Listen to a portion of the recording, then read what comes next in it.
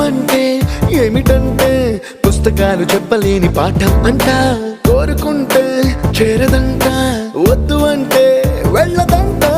నేస్తమంటే ఏమిటంటే కన్నవాళ్ళు ఇవ్వలేని ఆస్తేనంట. ఇస్తూ నీకై ప్రాణం పంచిస్తూ తన అభిమానం, నీలో ప్రతి ఒంటరి తరుణం చెరిపేస్తూ ఎన్నో వేల కథలు. అరే ఇంకో కథ మొదలు.